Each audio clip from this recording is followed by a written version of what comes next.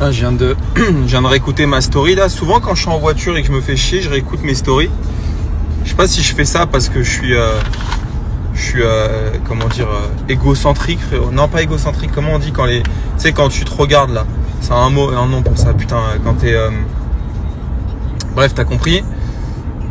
Mais je le fais surtout pour voir si ce que je raconte c'est pas de la merde. Et en fait, plus je regarde de stories, plus je regarde mes stories, plus je me dis mais putain c'est incroyable ce que je vous donne comme info, mon discours, comme il est tranché, je vous parle d'argent, de combien j'achète, combien je vends et tout. Limite je vous donne mes marges et tout, c'est un truc de fou.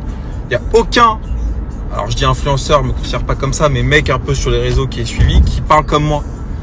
Franchement, s'il y a Boiserie, Lucien, il parle comme ça. Et c'est pour ça que j'aime beaucoup son contenu. Je me dis putain mais c'est ouf que je sois pas plus suivi, hein. C'est vrai en plus. Tu sais, moi je suis partisan de la parole libre, de la parole vraie, tu vois. Trop de gens, et ça tu le vois partout, hein, surtout en entreprise, ils veulent pas dire combien ils gagnent, alors que la vérité c'est que tout le monde gagne la même chose dans une entreprise, tu vois. Quand tu rencontres des marchands, ils veulent pas trop parler, tout machin. Moi, la vérité, tous les gens qui me connaissent, ils savent que je dis combien je gagne, tu vois. Je le dirais pas en story parce que bon, normalement, faut pas déconner, tu vois, mais et bon, bref, tout ça pour vous dire que cette transparence-là, les amis, et c'est vrai ce que je dis, servez-vous-en, même pour vous en tant que particulier. N'achetez pas de 9,96. Je me mets une balle dans le pied en vous le disant. Mais vous serez cloqué à vie avec cette merde. C'est une épave le bordel. Tu vois, si je pouvais l'emmener chez je sais pas qui pour faire une prime à la casse, je le ferais. Tellement c'est une merde la bagnole. Elle me dégoûte. Regarde, j'ai jamais roulé avec depuis que je l'ai. C'est ça le pire. Je roule avec tout mon stock. Là, je suis dans ma Lexus. J'ai l'air d'un VTC, frérot, et j'en suis fier. Mais je me régale. La 911, je l'ai achetée. Je suis allé la récupérer, je me rappelle, à Melun. Je l'ai pas touchée depuis.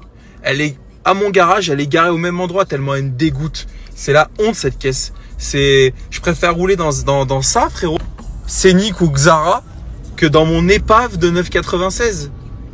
Par contre, attention, tu me passes un 996 4S, là je kiffe. Là je suis comme un ouf. Une turbo c'est pareil, une GT3. Mais la 996 Carrera ou Carrera S, ou 4 ou 4S, t'as compris, c'est horrible, frère. C'est une caisse à vomir. C'est une merde. Bon les amis, autre petite story, coup de gueule sur sur la machine administrative dans laquelle nous vivons. J'ai reçu ce matin un courrier, enfin ce matin à 14 h en rentrant chez WAM pour tu vois, pour le plaisir, frérot, j'ai reçu une lettre d'huissier comme quoi je dois 86 € au trésor public pour une amende pour un véhicule mal stationné en 2020, véhicule dont j'étais plus propriétaire depuis 6 mois.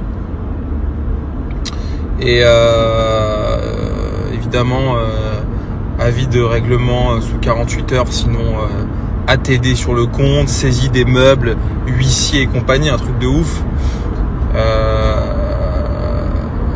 Vous vous rappelez ou pas les amis, on va voir si vous avez de bonne mémoire. J'ai eu un moment pendant le Covid une Twingo 1, la première Twingo.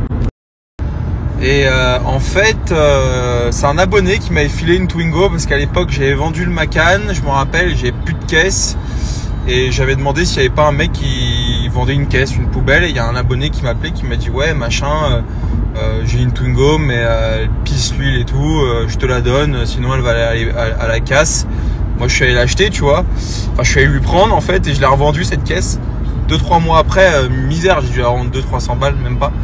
Et oui, parce que toute économie est bonne à prendre. Ah non, bah en vrai je l'ai revendu 200-300 balles à un mec comme ça, et ce mec là forcément a jamais fait la carte grise, hein. Est-ce que c'est étonnant? Et du coup bah, je me retrouve à choper des amendes, que le mec a dû se garer comme un ouf dans tous les sens. En même temps je pense que j'aurais fait la même chose avec lui, avec cette caisse là, si j'étais à sa place. Sauf que bah là je me retrouve emmerdé, donc parfois tu vois je me demande est-ce que c'est pas moi qui me retrouve dans ces situations, les impôts, les trucs, les machins. En fait non, je pense que c'est juste qu'on vit dans un système de merde et que c'est très très mal fait.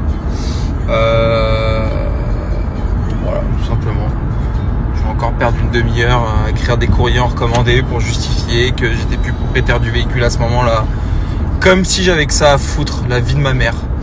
Bon voilà, une bonne nouvelle de plus.